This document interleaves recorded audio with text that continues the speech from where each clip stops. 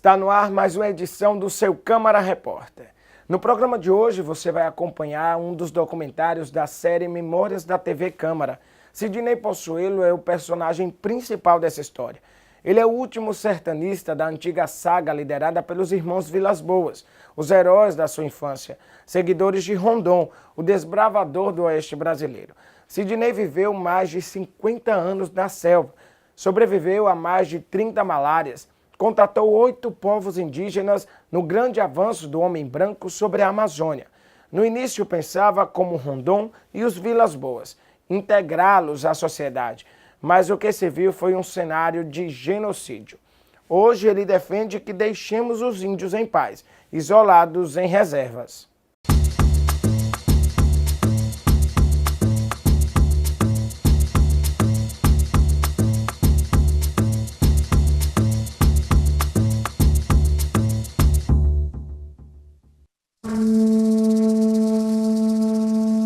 O menino que viveu a liberdade interiorana de Minas e São Paulo se apaixonou cedo pelos mistérios do sertão. No Brasil dos anos 50, o sertão tinha muitos nomes e um sobrenome: Vilas Boas.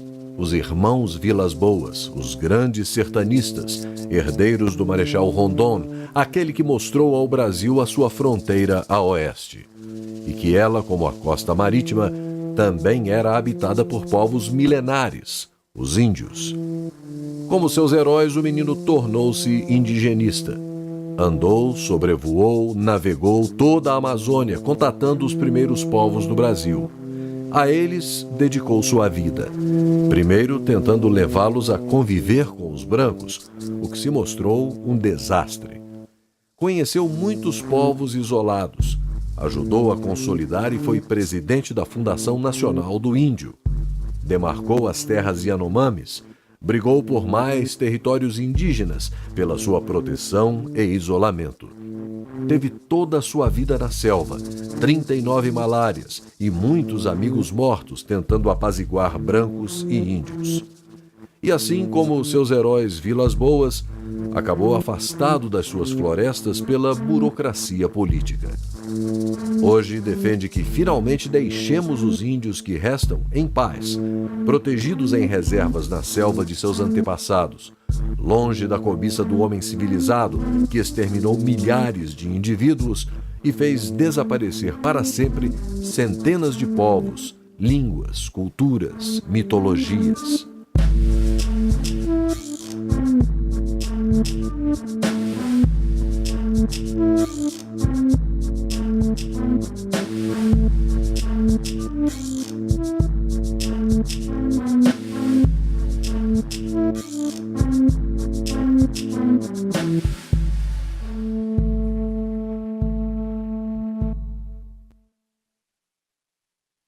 Ao fazer 16, 17 anos de idade, eu vou em busca de conhecer os sertanistas mais famosos do Brasil, que eram os Vilas Boas. Eu olhava os Vilas Boas como eles eram os heróis nacionais, né? Os grandes sertanistas, né? E essa coisa da selva, o mato, a expedição, tudo que se passou desde 1492, com o descobrimento da América, depois do Brasil, essa coisa sempre me tomou grande parte da minha cabeça e das minhas memórias. Eram sempre voltadas, o meu interesse era sempre voltado para isso. Orlando era da Fundação Brasil Central, aquela que nasce na época da Guerra, 40, para abrir aeroportos, para fazer uma certa base de apoio em terra para os aviões, porque os aviões que saíam do Brasil para os Estados Unidos iam pela costa, costeando para depois ir reto, e eles queriam encurtar. Mas para encurtar tinha que ter um tipo de apoio ali. E não existia. Ele entra como trabalhador braçal, né? E ali eles vão, até que descobrem depois que ele tinha instrução, etc. Ele, o irmão, né? E ele acaba chefiando a expedição.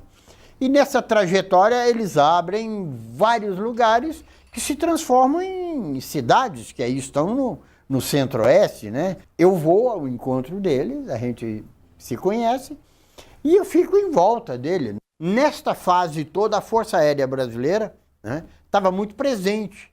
E nós tínhamos um avião que toda semana, uma semana saía de São Paulo, do Campo de Marte, outra semana saía do Rio de Janeiro. Então esse avião fazia um percurso, vinha até o Brasil Central. E demorava 2 dias para chegar em Manaus. Era um C-47. Eu viajei muito nessas aeronaves, indo para o Parque do Xingu. E Orlando tinha uma cota de 200 quilos toda semana. Então, ele arranjava as coisas, botava dentro do avião, etc. E eu ajudava ele, a maior parte, quando eu inicio a minha relação de amizade com eles, é ajudando eles em São Paulo a fazer as compras, né? A transportar as coisas para o campo de Marte. A ideia básica não era os índios, não era a defesa dos índios. A minha ideia, o que me motivava era, para um jovem de 17, 18 anos de idade, era a aventura, as emoções que poderiam viver, etc., né? Me via como ele, né? Chefiando expedições no meio da selva, aquela coisa de Rondon do século passado. Aquilo era um mundo que eu vivia muito naquilo. Até que, mais tarde, eu vou ao Xingu, né? E aí, então, é que eu vou realmente conhecer os índios. Com esse tempo, junto com os índios, fui conhecendo os problemas indígenas, né? As questões de saúde, as questões da terra, a dificuldade que eles tinham em fazer valer as suas necessidades, né? Enfim, comecei a ver o drama e a sentir o drama dos povos indígenas. E aí nasce uma relação, eu diria, de grande afeto de mim para com esses povos. E aí eu passo a vida inteira nisso.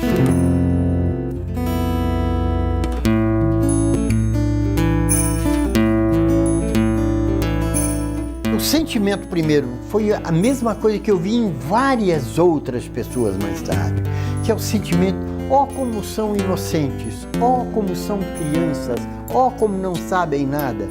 Isso era parte da minha desinformação. Né? E todos os que vão e têm esse sentimento são pessoas que estão desinformadas, não sabem que estão diante de pessoas, homens, mulheres, senhoras, que têm um universo cultural muito grande, donos de uma língua, senhores de uma história muito interessante, muito mais larga no tempo do que a nossa. Nossa história tem 508, 9 anos aqui no Brasil, ou alguma coisa assim, né? Enquanto a deles é de milhares de anos. A história deles é muito mais longa e, portanto, mais enriquecida de detalhes. Os Kayapó, por exemplo, têm os grandes contadores de história, né? À noite, à beira da fogueira, assim, eles vão contando história e está todo mundo sentado em volta, né? E ele contando a história e gesticulando e fazendo como houveram as lutas, como mataram ou morreram, como caçaram, como aconteceram as coisas, né? Os grandes mitos, etc. Eu diria que a comunidade indígena, as transformações, porque ocorrem transformações naquela comunidade, mas essas transformações se processam ao largo de um tempo muito grande, né? Às vezes, para mudar a ponta de uma flecha de osso para um pedaço de pau, são 500 anos fazendo experiências até encontrar aquilo que seja o correto, o melhor, né? E que fica bom e eficiente. Então, o mundo deles é um mundo que, assim, pronto.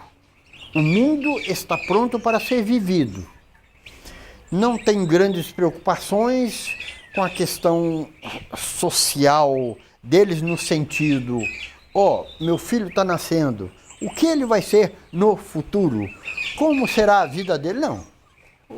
Meu filho vai ser o que eu fui, o que meu pai foi, o outro foi, etc. Então, é um mundo onde as transformações se processam num ritmo muito vagaroso. Enquanto que o nosso é um mundo absolutamente inquieto e irrequieto. O que é verdade hoje, amanhã é totalmente desmentido. As transformações sociais, econômicas, políticas ocorrem numa velocidade extraordinária. E as nossas descobertas, a ciência, a tecnologia, a genética, enfim, o descobrimento do universo, do mundo inteiro, cada vez mais amplo. Então, veja só, a cabeça nossa como funciona, com toda essa movimentação, essa transformação permanente, constante, não é? Com mais-valia, com dinheiro, com leitura, enquanto o outro, uma sociedade mais estável, onde as transformações ocorrem muito mais lentamente, onde cada lugar de cada indivíduo que nasce está ali, guardado, separado para ele, onde não existe mais-valia, onde não tem dinheiro, onde as necessidades são as elementares que os homens precisam. É ter uma casa, dormir quentinho, se alimentar, e aquele universo mítico, fantástico deles, que eu acho que talvez seja uma das grandes forças dos povos indígenas, seja, não é, esse universo mítico. Imaginar a cabeça de um índio, se a gente pudesse ver por dentro os neurônios, as imagens que se processam ali dentro, né, naquele universo. Eu digo isso porque a nossa ideia deles é de um mundo parado, um mundo só tem árvore, rio. O que esses caras pensam? O que eles fazem? Somente mais tarde, quando entram em confronto conosco, é que, ou em contato ou confronto, é que começa a aparecer novas necessidades que nós levamos a ele. A necessidade de vestir, de roupa, de ferramentas, de acesso, de estudar, de novas doenças que são introduzidas. Então, tudo isso altera aquele universo que estava... É uma violência? É uma violência terrível, né?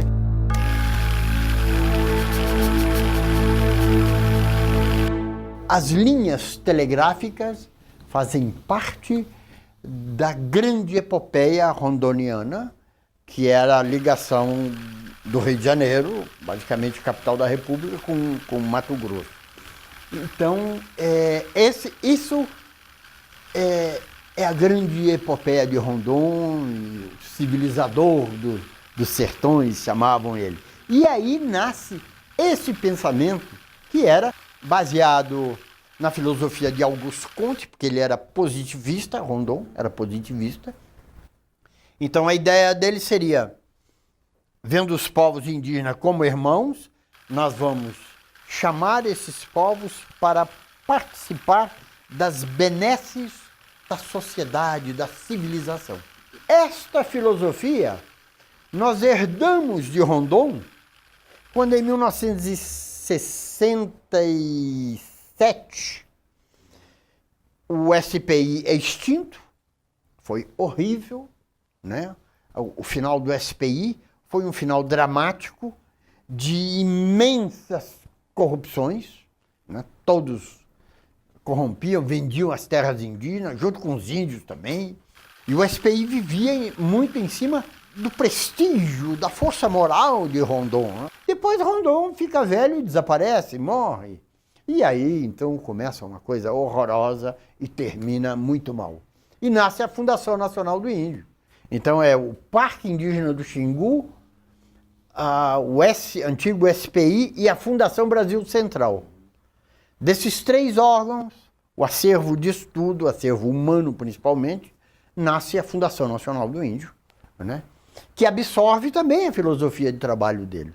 Então se continuava a buscando nas regiões mais longínquas do Brasil, mais distantes da selva amazônica, os últimos grupos que ainda estavam isolados. O ciclo das drogas do sertão, ciclo da borracha, depois os ciclos mais modernos das grandes transnacional, transamazônica, perimetral norte, etc., que vão redescobrindo o Brasil atual, etc. E esses grupos são alcançados por essas frentes. E são frentes expansionistas.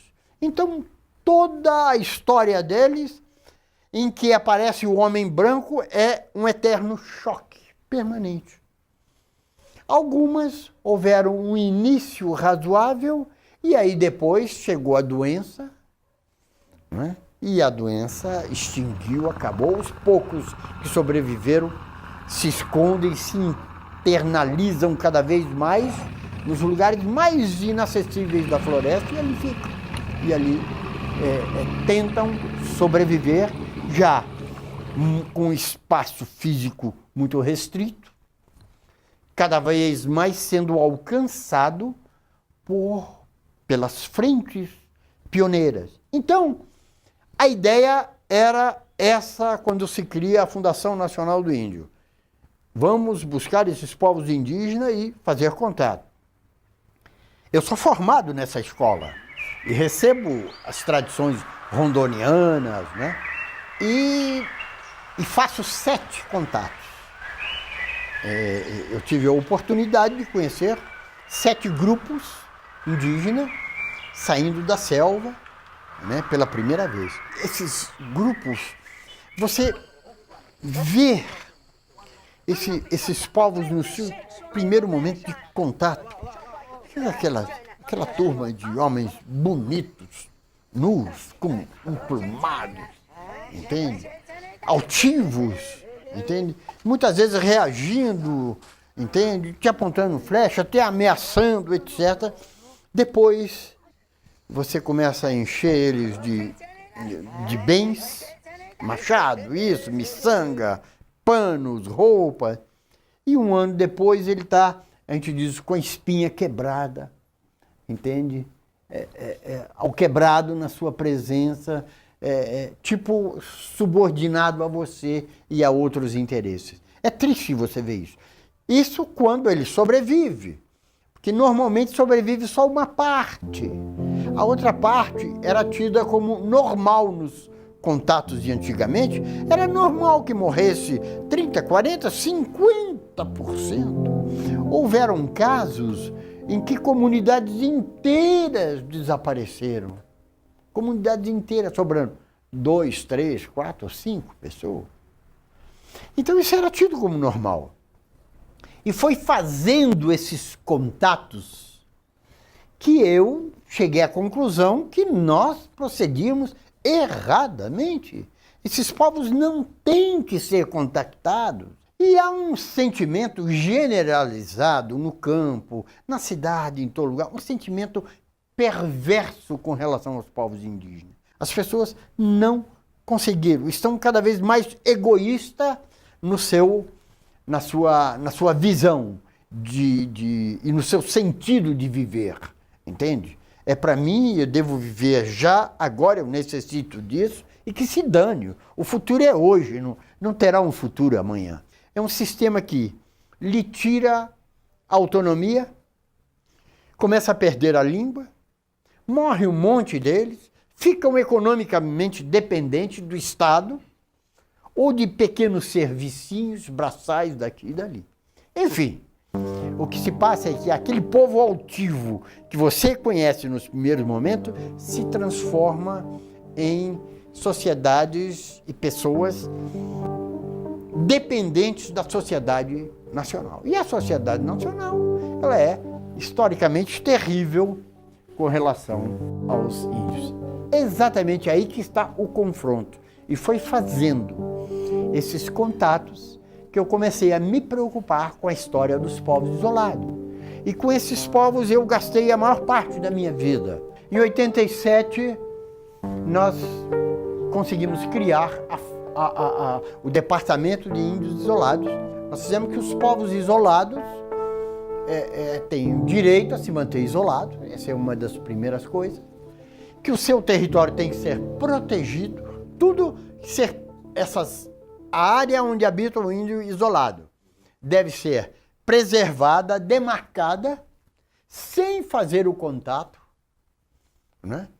E tem que ser uma terra pública, uma terra da União, onde eles possam viver ali e aonde a União promova a integridade física do ambiente. Então, não pode haver nenhum tipo de devastação, nada nessas terras, porque é uma terra separada para um povo que vive do meio ambiente. Não se fará novos contatos do Brasil. O contato será a última das ações do governo com relação aos povos indígenas.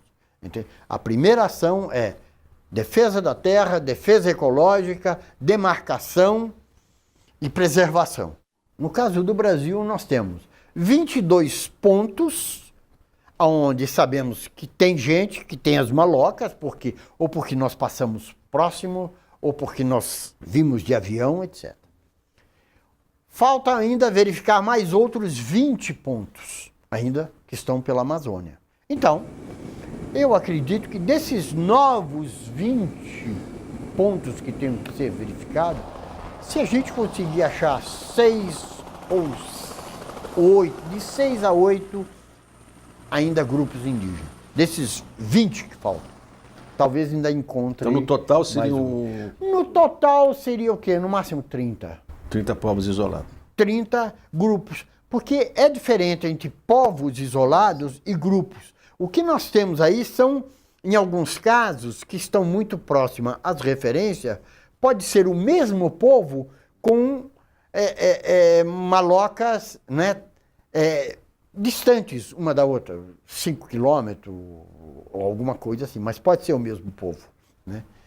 Já não é o mesmo povo quando se trata de distâncias 100, 200, 300 quilômetros, como nós temos também na Amazônia.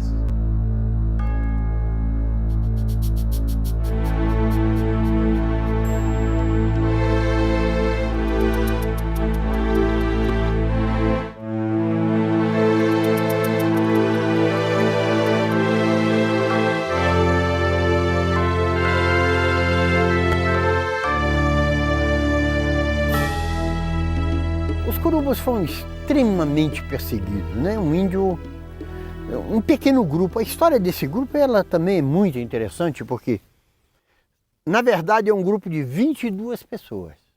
Eram 22 pessoas. Que não representa todo o universo dos curubos. Só mais tarde que nós viemos a saber. Esse pequeno grupo de 22 pessoas pertencia a um grupo maior, estimado em 300 ou 400 pessoas, talvez. Tiveram uma divergência, um problema por causa de uma mulher. E eles tiveram que se separar, saíram.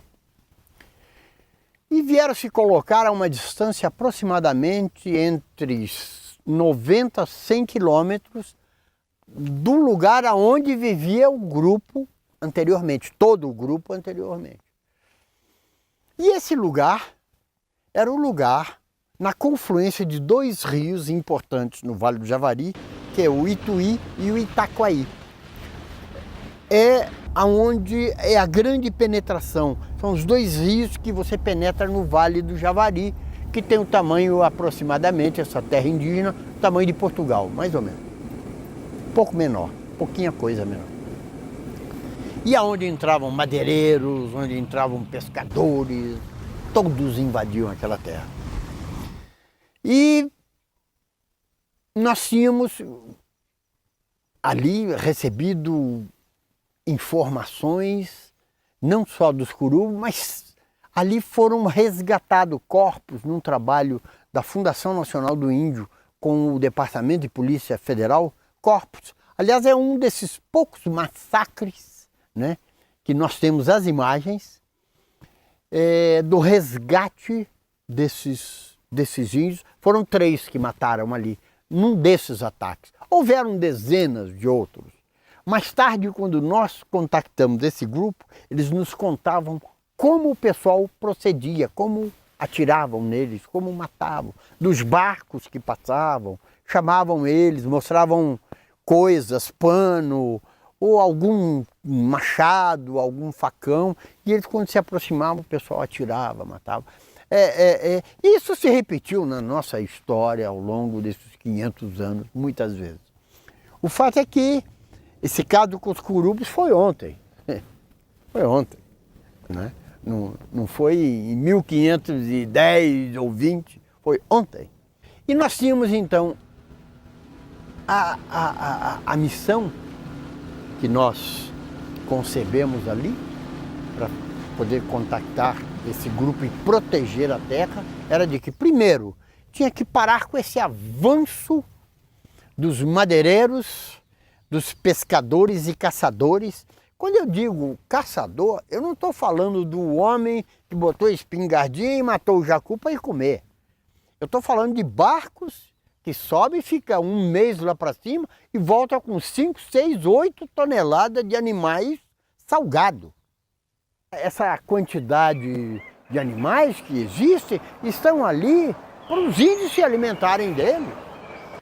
Na sua tradição, que não é predatória, há milênios eles fazem isso. Mas entra o branco, ele vai comercializar e pega em grandes quantidades.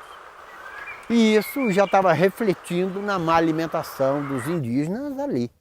E conflitos e mais conflitos. Então nós fomos para lá e resolvemos, vamos fechar esses dois rios. Então o ponto vai ser essa confluência dos dois rios ali.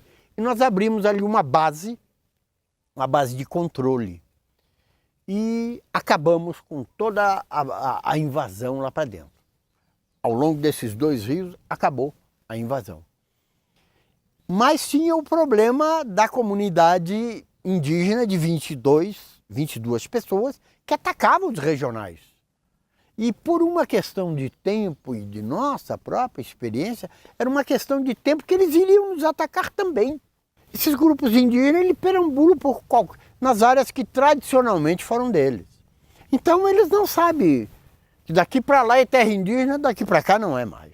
Então eles atacavam e atacaram várias pessoas. Eu conto isso porque, para você ver como a questão era de acirramento e um conflito permanente. Entende? Você vai encontrar depoimentos de muitos brancos, que são depoimentos pungentes. A filha do cara, meu pai foi morto assim, aí a cabeça foi esfacelada, cortaram o braço, fizeram isso, fizeram aquilo. Né? Um morto. Porque nós contamos os nossos mortos. Nós fazemos a história, escrevemos e dizemos. Mas do lado dos índios não conta a história. Eles não contam os seus mortos ali.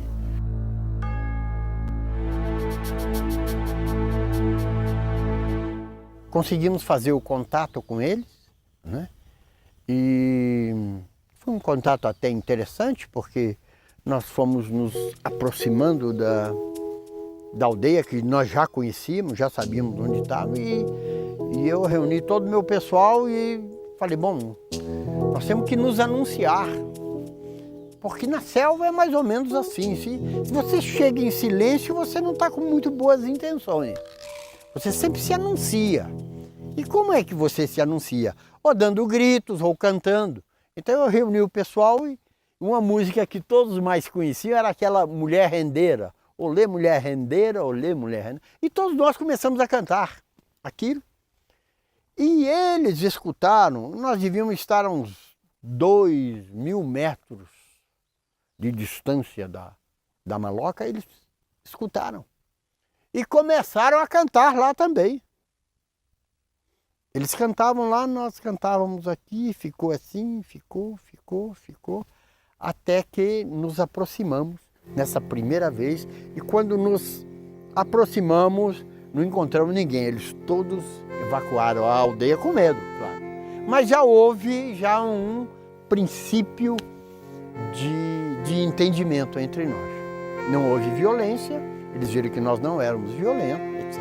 Mais tarde, depois de uns 15 ou 20 dias desse encontro, nós fizemos o primeiro contato e já estávamos com eles visitando constantemente o nosso acampamento e já tinham se passado 10 meses do primeiro contato.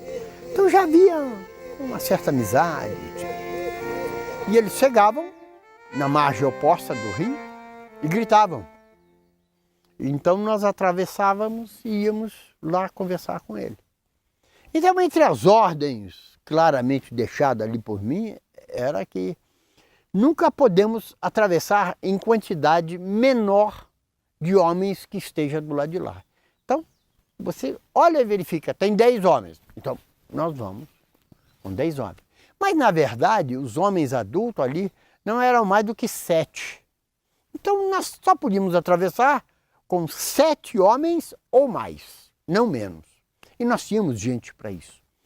E nesse dia, não sei por que cargas d'água, o Sobral atravessa.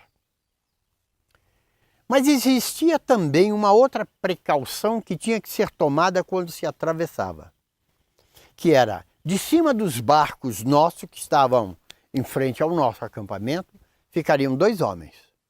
Esses 2 homens estavam armados com armas de fogo e com binóculo, olhando o que se passava do outro lado. É a cobertura que nós dávamos para o outro que estava lá. E eles atravessaram e chegaram e foram recebidos pelos índios da mesma forma. E estavam assim, conversando, os índios todos desarmados, quando de repente do chão, que tinha a relva, tinha o capim, estavam escondidas as burdunas deles. Eles pegaram as burdunas e rapidamente atacaram o nosso pessoal. O Sobral foi morto imediatamente, com uma pancada assim que terrível, esfacelou realmente a cabeça dele. Mas eles não pararam no Sobral, eles iam atacar o restante. O restante viu aquilo e o pessoal do outro lado, que estava observando de binóculo, quando viu aquilo, deu 2 tiros para cima. Tum, tum. E aí eles pararam. Esse paradinho deles deu tempo para o resto do pessoal se jogar dentro d'água e atravessar o rio. Pegar o barco, outros nadando, enfim, todos atravessaram. Muitas vezes, conflitos podem surgir fora da presença do posto. A quilômetros de distância, ele encontra com um grupo de caçadores ou pescadores e entra em confronto e acontece algum problema com eles. Eles rapidamente vêm e pegam você para se vingar em você de uma coisa que você nem sabe o que pode ter passado. Isso é uma das hipóteses. Nós já sabemos quem foi que bateu nele com a borduna, mas não sabemos o motivo ainda, nós não sabemos. Talvez com o tempo, mais tarde, agora que sedimenta relações melhores com eles, né? Melhores eu não sei, porque eles não estão muito bem, começaram a ser levados para cidadezinhas da região, próxima, etc. E me parece que o destino deles seria o destino comum de todos esses povos contactados, que é sempre lastimável, sempre ruim. Agora, o grande grupo de curubos, esse permanece isolado lá dentro. Então eles fazem um circuito anual de andanças. Se você nesse circuito não fizer nenhum movimento para contactá-lo, é possível mantê-los e deixar, mas não é mantê-los, é deixá-los nesta situação que é melhor do que os conflitos gerados pós-contato.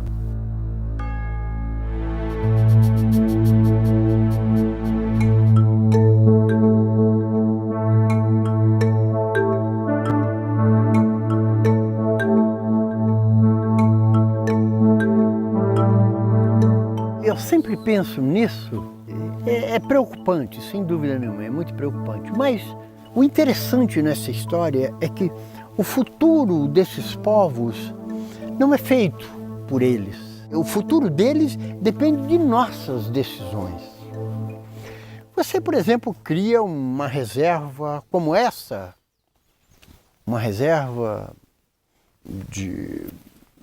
para preservar o meio ambiente, as florestas, os animais, o cerrado.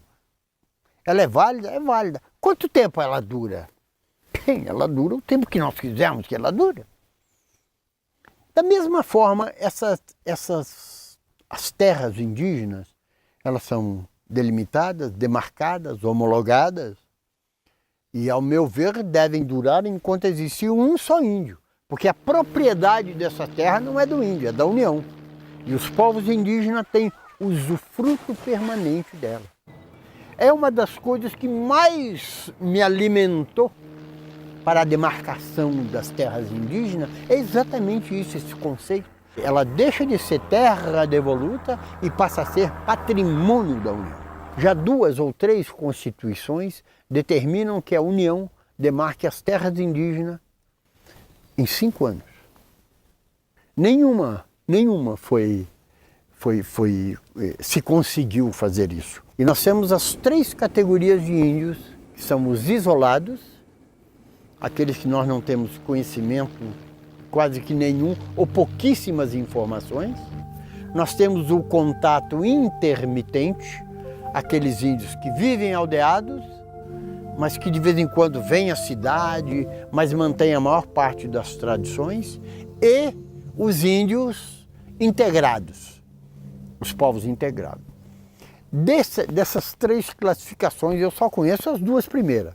A última, de índio integrado, eu realmente não conheço, porque eles estão sempre com tantos problemas que você sente que não há integração à nossa sociedade. Né? Eles continuam com problemas e mais problemas e mais problemas. Então, não há integração, não há um respeito nosso com relação aos povos indígenas, né? Dos seus direitos, da sua liberdade, né? Das necessidades que ele tem de terra, de saúde, de educação. Por quê?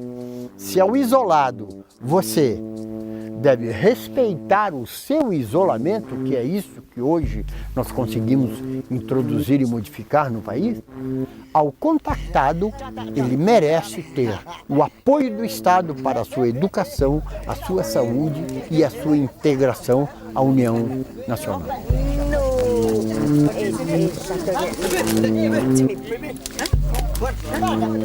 Eles são importantes porque são uma sociedade única que permaneceu viva até hoje e está aí. Mas a importância deles é serem senhores de uma história, donos de uma língua e serem etnia, e serem humanos como nós e fazerem parte do universo de humanos que somos nós, todos nós.